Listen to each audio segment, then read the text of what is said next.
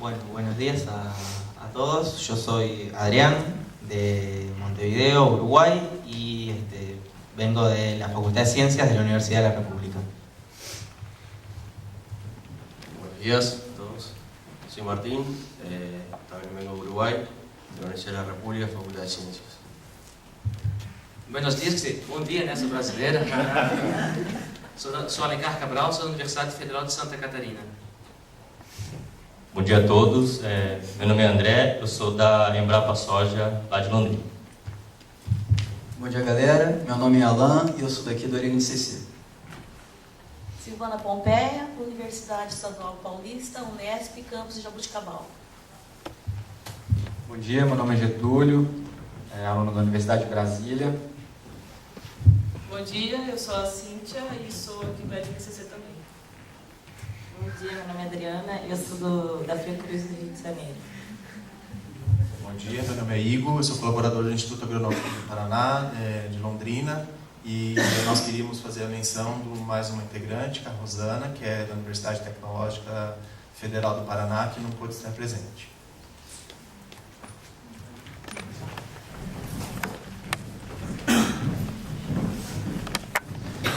Do mito à verdade.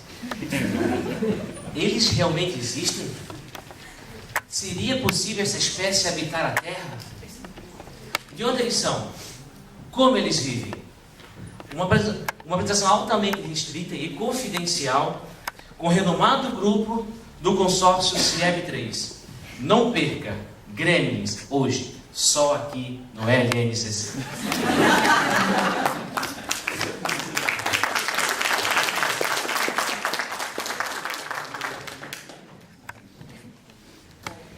Esse é o trabalho realizado durante o CBAV pela nossa equipe de 11 especialistas em transcriptômica e assuntos correlacionados, provenientes de vários centros de pesquisa do Brasil e do Uruguai. O trabalho é a análise transcriptômica de gremlins. Bom, esse assunto merece um histórico, porque até o final dessa apresentação eu espero convencer vocês que os gremlins realmente existem. Então, a primeira vez que se ouviu falar dos gremlins foi durante a Primeira Guerra Mundial, que os pilotos britânicos da Royal Air Force acusavam os gremlins de sabotar os seus aviões. Então, o gremlin é uma criatura de natureza malévola, com atração por equipamentos. Isso é, eles são sabotadores natos. E durante a Segunda Guerra Mundial, não apenas os pilotos britânicos, mas também os pilotos americanos começaram a atribuir falhas em seus equipamentos aos gremlins. Parece um pouco brincadeira, um tanto fantasioso, mas em 1944, Charles Messenger publicou um artigo no Journal of Educational Society falando sobre os gremlins. Na verdade, ele ressaltava que isso era um assunto que preocupava tanto os pilotos que merecia ser dada devida atenção e parar de ser levado tanto como brincadeira. No caso, era mais um contexto de psicologia do que de biologia, mas realmente era algo muito frequente, esse tipo de visualização de gremlins e coisas relacionadas. Bom, a ler. Então, com esse aumento dos relatos durante a Segunda Guerra Mundial, eles se tornaram muito populares. E, inclusive, foram utilizados em várias campanhas publicitárias.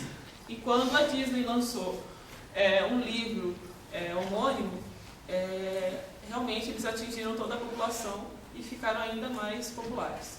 Foi constituído, inclusive, fazer um filme sobre os gremlins, mas esse filme da Disney nunca foi feito. Bom, e ao longo dos anos, eles têm aparecido sob as mais diversas formas, nos mais diversos lugares, reforçando assim a sua popularidade, né? Até mesmo em alguns cartoons recentes. Bom, mas foi em 1984, no filme Gremlins, de Joe Dunning, da Warner Bros., que a gente consegue ver talvez o Gremlin mais próximo do que ele realmente deve ser. Esse filme teve muito sucesso e em 1990 a gente pôde ver a continuação da história. Então, como seriam os gremlins? A verdade é que eles têm duas formas principais de vida, uma bem distinta da outra. Essa primeira, o Mowgli, é uma forma mais simpática, possui pelos e é menor. Mas não se iludam com essa aparência fofinha dele, porque ele nessa forma já causa muito estrago. E tem a segunda forma, que é a Gremlin, que é a mais famosa e a mais perversa. Então, quando a gente falar aqui sobre Mogways, nós estamos referindo a justamente essa primeira fase dele. Então, na forma Mowgli, a diversidade deles não é tão grande.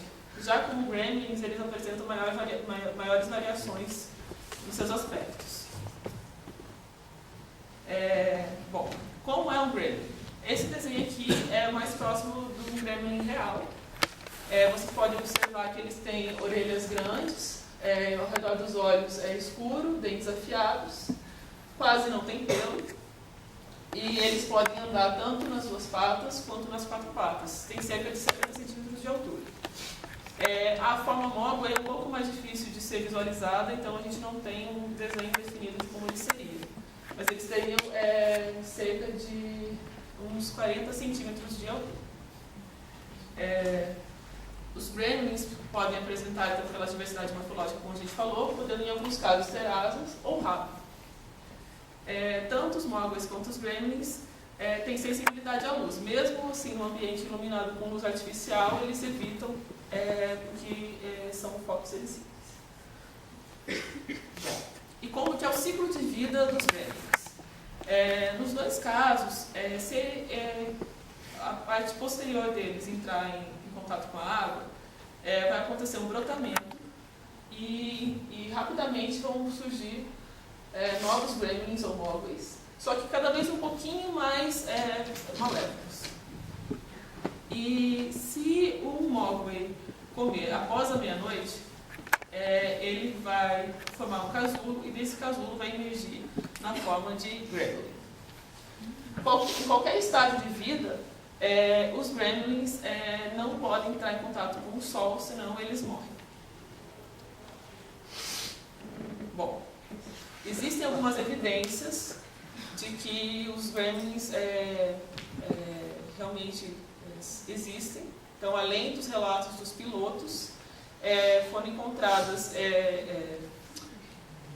pesquisas no Sudeste Asiático, provavelmente China, estudando a anatomia de criaturas muito parecidas com Gremlins, sendo que eles já tinham conhecimento da biologia deles, do ciclo de vida, como vocês podem observar aqui.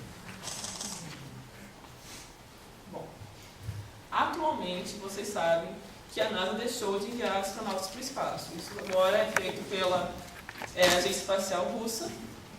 Mas o que vocês não sabem, que um dos motivos disso ter ocorrido era muito problema nos equipamentos deles. E aí eles estavam investigando as possibilidades do que estaria levando a esse problema.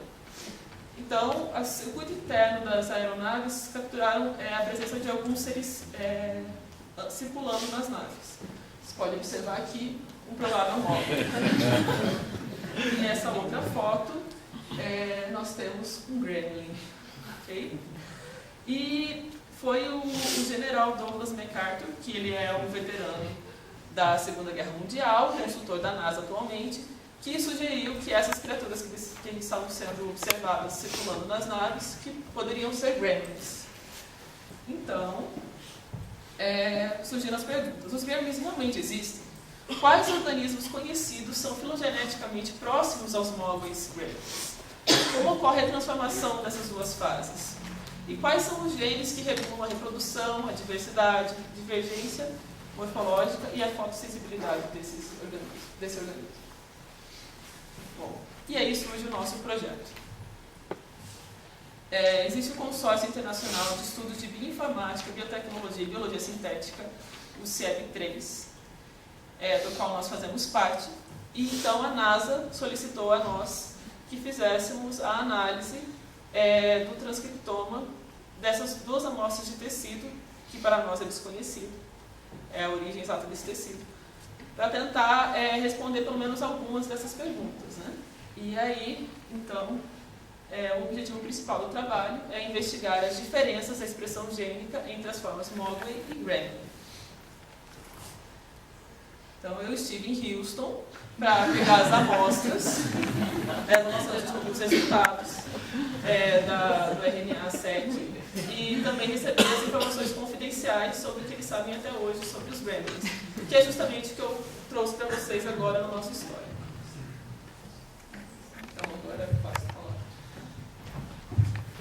Bueno, por un poco de lo que hicimos, la parte más metodológica. Bueno, esto es básicamente los pasos que seguimos para tratar de desentrañar este problema en el cual nos estamos enfrentando. Bueno, partimos de un conjunto de datos de RNA-seq obtenidos por Illumina, más bien por una variante de Illumina secreta que tiene la característica de que no produce ningún tipo de errores, ¿no? Es 100% efectivo.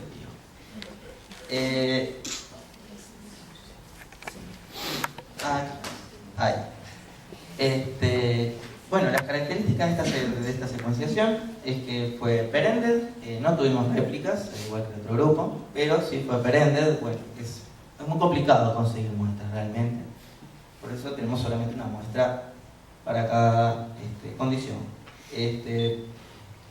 La longitud del segmento secuencial son 300 pares de bases, que se secuencian 100 de un extremo y 100 del otro, dejando 100 sin secuenciar en el medio. Ahí, de nuevo, dice localidad máxima, y no sabemos de qué tejido viene, ¿no? O sea, solo sabemos que una es del gremlin y otra es del mower. Es lo único que sabemos. Bueno, para lo primero que, antes de esto, en verdad, pensamos a ver a qué genomas se parecían, ya que tenemos bases de datos con varios genomas secuenciados. Decidimos tomar una muestra representativa de aproximadamente 30 secuencias y tirarlas sobre BLAST.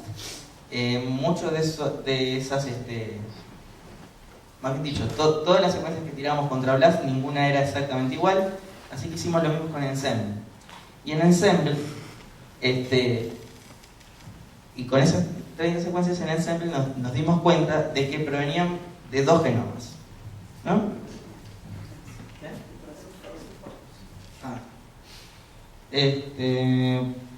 Hicimos con cada una de las muestras hicimos el ensamblado, y lo hicimos utilizando dos metodologías, ¿no? Usamos Velvet, ¿no? Y Trinity. En Trinity usamos la opción cover de 1 a 9, y en Velvet utilizamos las opciones que vienen por default. En el Trinity obtuvimos de entre 15.000 a 16.000 contigs con un N50 de entre 627 a 817. Y eso para el móvil. Y para el gremlin obtuvimos entre 18,4 y 19.000 y algo de contigs con ese 50 de 652 a 828 para bases. Sin embargo, para el Velvet obtuvimos contigs más grandes y un N50 mayor. Por lo tanto, nuestra conclusión de esta parte es que el mejor montaje, no me acuerdo ahora cómo se dice en español, el mejor ensamblado lo obtuvimos con Velvet, así que para todas las etapas posteriores seguimos trabajando con Velvet, ¿no? Ok, y bueno, esto es lo que venía diciendo anteriormente. Básicamente dos genomas con secuencias con 100% de similaridad a los contigs, o sea, prácticamente estos dos genomas eran los que estaban representados en las muestras, no había nada más. Y bueno, y el mapeamiento de los reads lo hicimos con el TopHat 2, ¿verdad? Que es una variante del alineador Bowtie, que tiene alguna que otra funcionalidad más, y es específicamente para ensamblado de transcriptomas, ¿no? Luego de tener los reads alineados, decidimos usar el pipeline de Saxedo, que CAF-LINX, CAF-MERGE, CAF-DIF, ya que teníamos los genomas de referencia.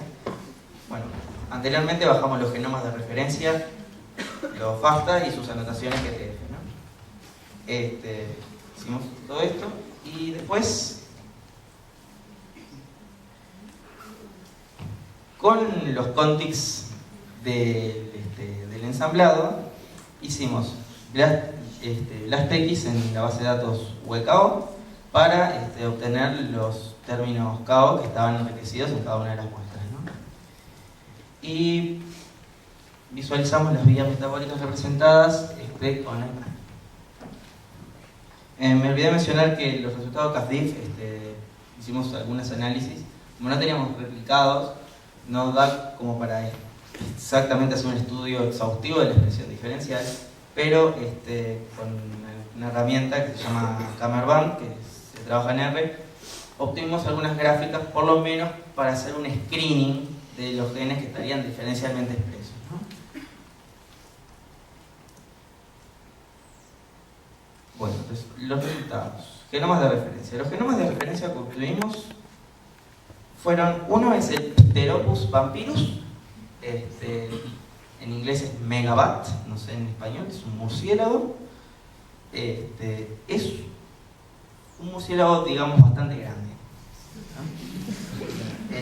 La longitud de sus alas cuando la tiene abierta básicamente es 1 metro, así que es muy grande, ¿no? Y es un animal nativo del sudeste asiático. Y tenemos este pequeño bichito que parece muy bonito, que tiene ojos muy grandes, que es el Tarsius irita, que también es del sudeste asiático, pero está bastante restringido su hábitat a las Filipinas. Hay una característica que tienen ambos animales y que concuerda con lo que se sabe de los gremlins, es que ambos animales son nocturnos. Eso es una de las explicaciones, así sin hacer un estudio del transcriptoma, sería uno de los indicios de por qué estos animales son sensibles a la luz. Bueno, ahí tenemos el mapa con la superposición de ambas especies. Y bueno, hicimos básicamente los genomas que encontramos. Hay genes en cada uno de los, en el Moway y en el gremlin, tenemos genes que algunos son de murciélago y otros son de Tarsius. No hay genes que sean quimeras, o sea, que tengan una parte de uno y una parte de otro, ¿no? Entonces los tratamos en verdad como si fueran casi que genomas separados en un mismo bicho. En el caso del Tarsius, el Tarsius es un animal que tiene 21.480 genes, ¿tá? Y entre ambas condiciones, entre el gremlin y el Moway, encontramos que de ese genoma hay 507 genes diferencialmente expresos, ¿tá?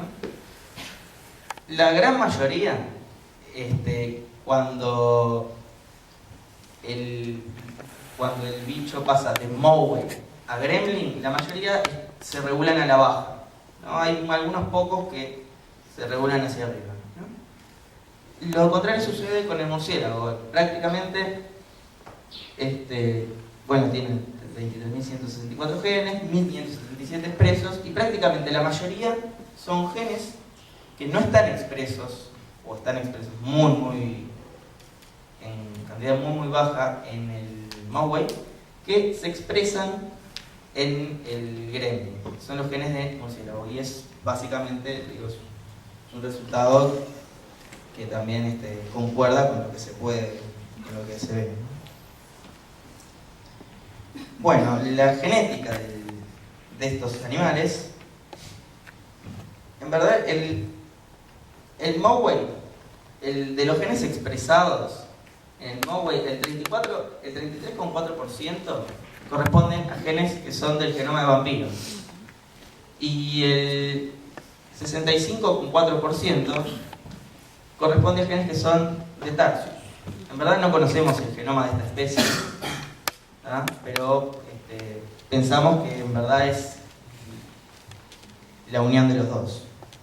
Y en el caso de los gremlins, vemos que un 55,6% de los genes expresos en gremlin provienen del genoma del vampiro y un 43,2% del Tarsius. Esto concuerda también con la idea de que el gremlin tiene más características de vampiro que el Mogwai. Bueno, esto es un poco lo que es un poco ilustrativo de cómo es la expresión de genes tanto para el Mogwai como para el gremlin. Lamentablemente teníamos como dije antes, teníamos una sola réplica, así que no se puede hacer mucho de estadística. Y básicamente es log 10 de FPKM. Vemos que la mayoría de los genes son constitutivos, básicamente vendrían a ser la parte de la caja, y luego algunos genes que están o súper expresos o muy poco expresos, ¿no? Y para el otro también. Y bueno, y esto es un poco de la expresión diferencial. No se ve mucho, pero una cosa que nos dimos cuenta es que la gran mayoría de los genes que pensamos están diferencialmente expresos, en verdad es que o se expresan en uno o se expresan en otro. ¿No? Acá se puede ver ahí en la parte, por ejemplo, del gremlin, hay los puntitos azules, que no se ve mucho por acá. ¿No? Hay una línea ahí de puntos azules. Esos son todos genes que tienen expresión diferencial, por decirlo de alguna manera, infinita, porque en verdad lo que pasa es que en Mogwai no tienen expresión.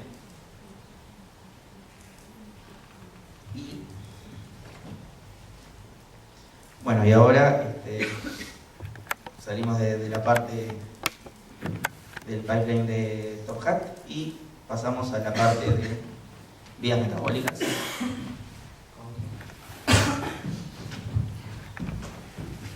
Bom, dando continuidade, né?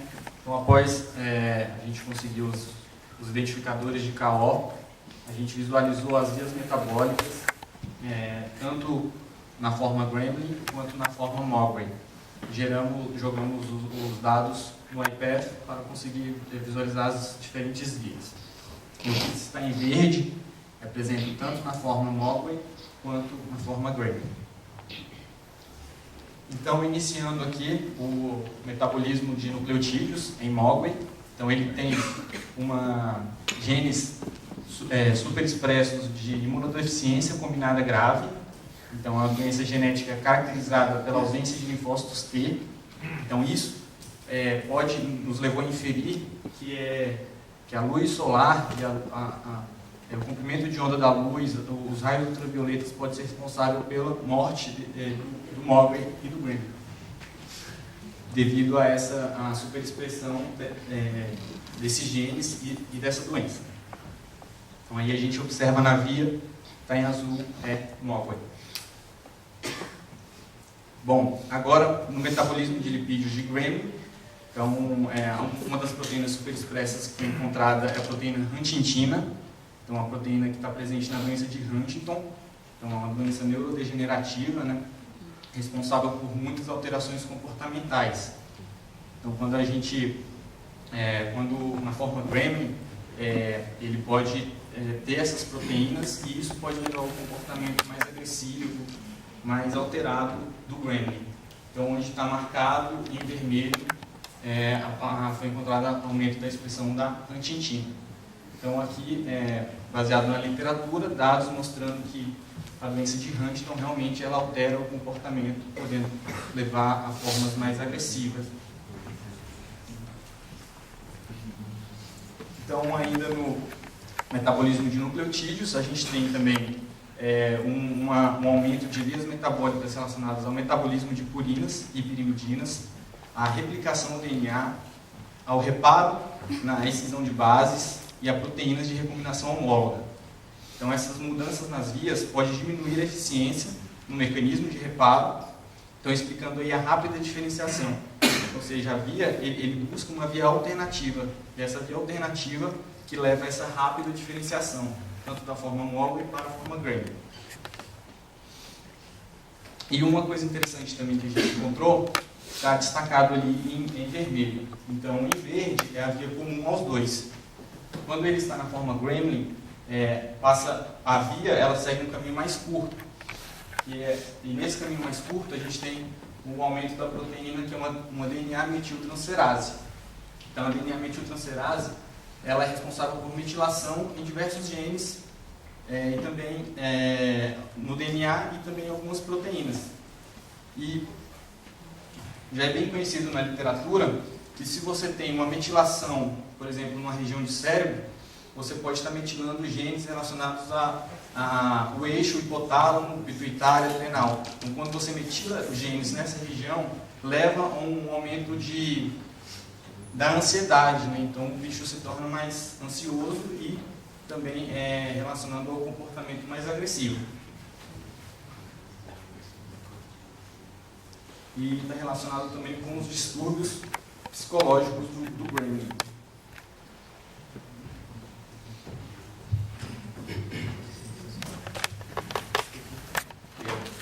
Continuando con las vías metabólicas, respecto al metabolismo de los lípidos,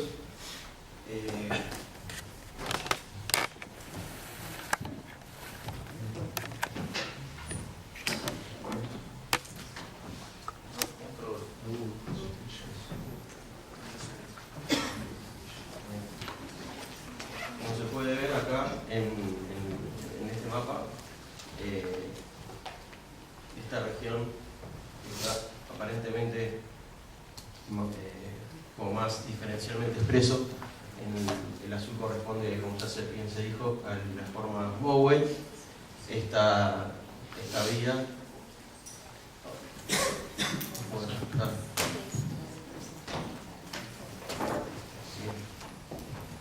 esta región es la que corresponde a esta región. Esta vía aquí, esta aquí, principalmente son las que están involucradas en el metabolismo de los lípidos. Como podemos ver en esta tabla, existe en la forma gremlin una expresión positiva de todas estas síntesis, digamos, estas vías metabólicas.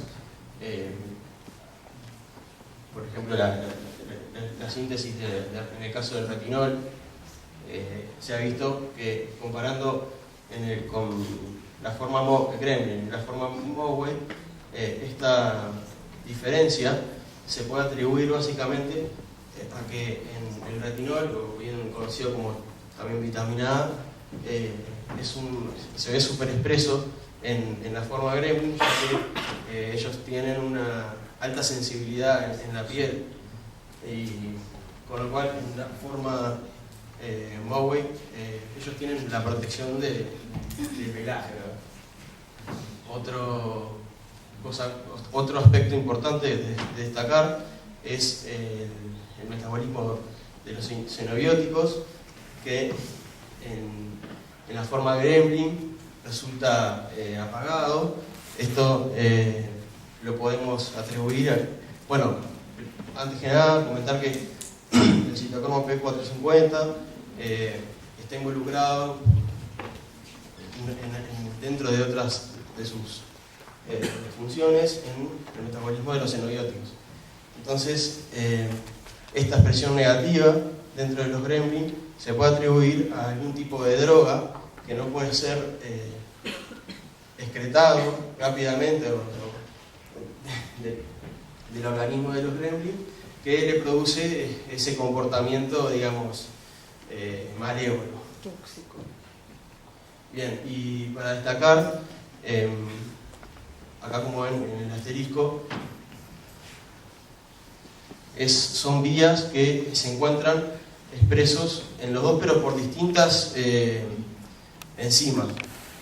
Esto lo podemos atribuir a que existen caminos alternativos en las vías metabólicas, ¿verdad? Para la síntesis de esos lípidos.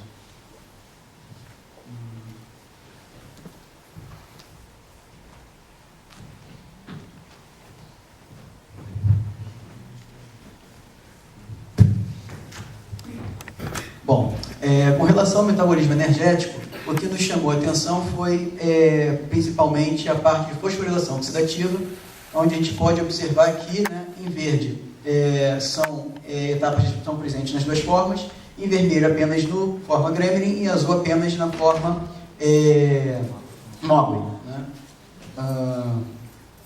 Então aqui nós temos a fosforilação oxidativa nos complexos mitocondriais, e o que nós observamos, né, no iPath é que ela está incompleta em ambos, sendo que a forma Mogwai não tem o complexo 1, mas ainda assim ela consegue fazer o circuito, né, de elétrons, né, na membrana interna mitocondrial e produzir o ATP pela ATP sintase. Mas o Gremlin, a forma Gremlin, ela não tem a ATP sintase e nem o complexo 4, que é onde o elétron encontra esse aceptor final, que seria o oxigênio.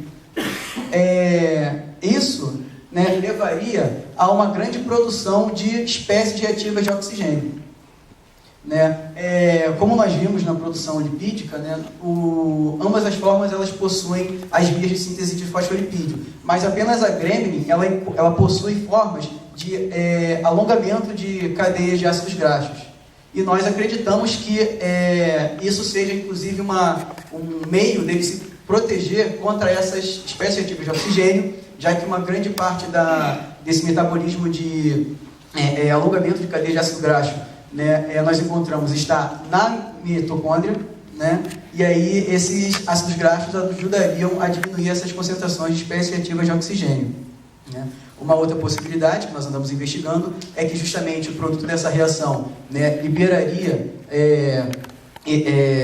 ácidos graxos que na forma Gremlin ele conseguiria eliminar pela própria pele, por isso aquele aspecto viscoso, né, e a perda de pelo.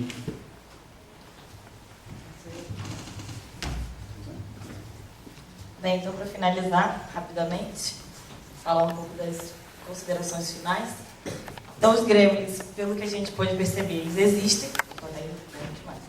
Eles existem e possuem duas morfologias, né? Como foi visto, Mogwai e Gremlin, né?